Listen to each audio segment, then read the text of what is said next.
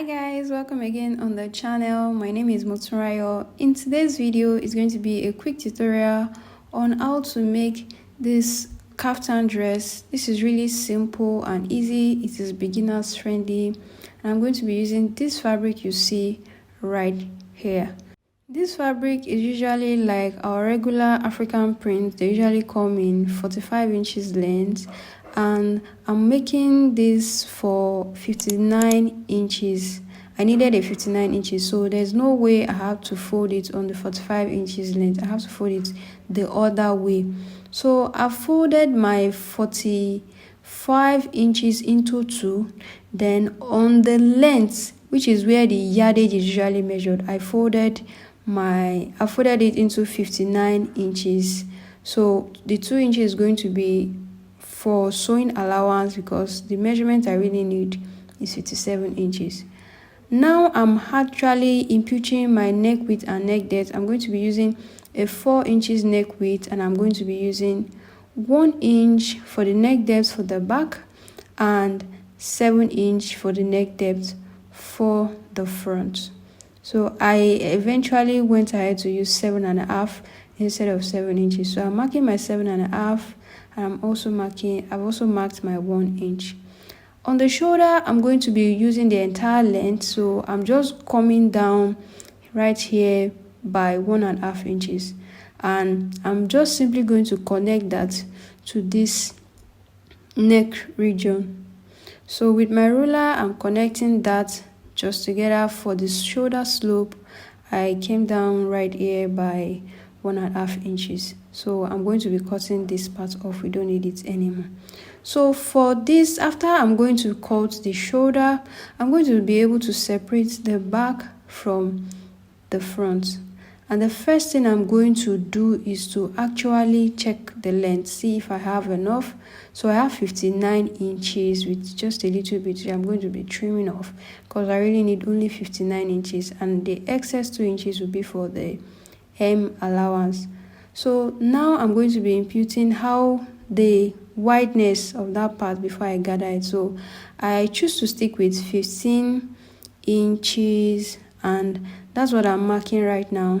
And at that 15 inches point, I'm going to be coming in by, let's say, 3 inches. You can do 5 inches, or it depends on how wide you want it. This is just a free dress, so that's why I came in by 3 inches.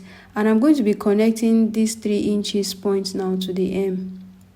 What I still have here is still a lot, so to give me all the freeness and all the ease. So at the hem, I'm going to be marking 4 inches at that lower hem line.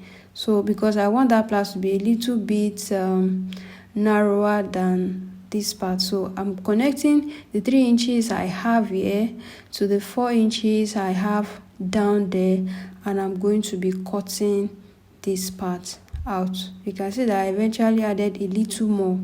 So I added 2 inches more because I felt that it will still be too wide. So, and that's what I'm going to be cutting out right now. But before I cut the side, I want to separate the front from the back. So I'm taking out the shoulder slope excess, and I'm also going to be cutting the back neckline first. Please, you want to cut the back neckline first so that you won't make the mistake of having two fronts. So cut the back neckline first, then I'm transferring the measurement I have because I think I like the design on the pattern below. I think I like the way it sits, so I'm using this one below for the front. And transferring that 7.5 point, I'm just going to be cutting that part out. So that's what you see me doing right now.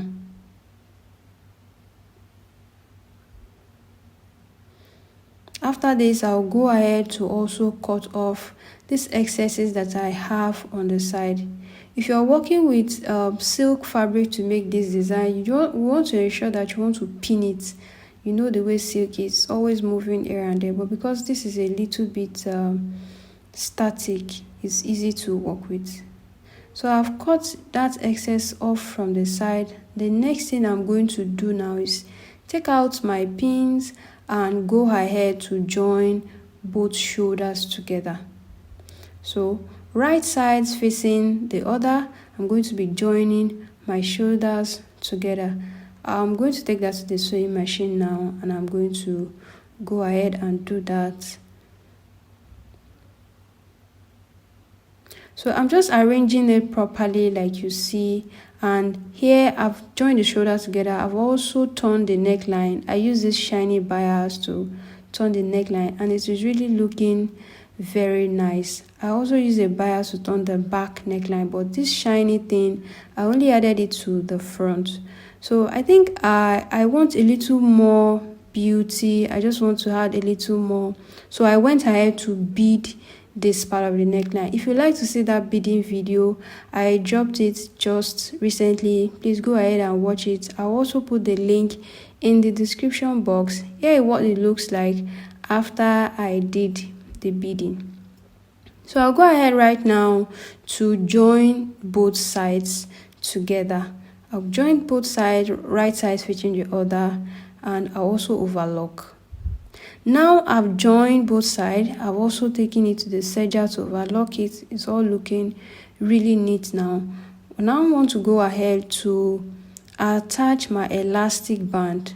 So I'm using 11 inches. So if you are doing this for maybe a plus size, you can increase it by maybe an inch or two depending on how big, but this is just for my size, so this is just perfect. 11 inches is just perfect enough to give me that gathers I want on that end. So I'll take it to my sewing machine now, and I'll create like an ½ inch casing for the elastic to pass through. I'm just confirming my length right now so that if I have any excesses, I can just take it off. Remember, I said I needed a 57 inches length, but I added 2 inches just for allowance. So now that I'm fine with that, I've gone ahead to I'm taking in the allowance right now. I'll take ½ inch inward, then I have 1.5 just as you can see now. So I'll take the ½ inch inside and take it 1.5 all through. And after that, my hem is ready. I'll give that a good press. Here I'm creating the ½ inch casing for my elastic band for the opening of the sleeve, and I went just to create this elastic band so that by the time I put the elastic, it's going to sort of create gathers around that point. And I'm not going to fully secure this. I'm going to open a little bit, maybe like ½ to 1 inch, just so I can use that to pass my elastic through into it, and I'm also going to bring it out. So I've gotten a safety pin, and I'm passing my elastic through that casing right now, just as you're seeing it. I'm sure you all know how to use this method to pass elastic through. So I'm just securing it to one end of my fabric so that I will not lose this elastic along the way. So that sort of helped me to hold it on that point so that the elastic will not just get lost inside of the channel. So I'm going to be seeing my safety pin with my elastic right now, and that opening I created helped me to get a way to bring it out. So you can see that I already have my elastic. The other end of my elastic is already out. So I'll join it together with this side, and in this manner I'm going to top stitch severally, maybe like 2 times or 3 times, just to give this a good just to kind of secure it so that you'll be sure that it's going to last for the reason why you want it to last it for. You don't want a situation where you give your clients, or maybe you're even making it for yourself, and maybe like after like 1 or 2 washing, the elastic sort of give way into the channel. You don't want that, so just secure it properly. I did this for both sleeves, and here is what the final look of this dress sort of looked like. You can see that this design is really easy and very, very fast to achieve. If you enjoyed watching this video, do well to give this video a thumbs up, and I'll see you in the next one. Bye.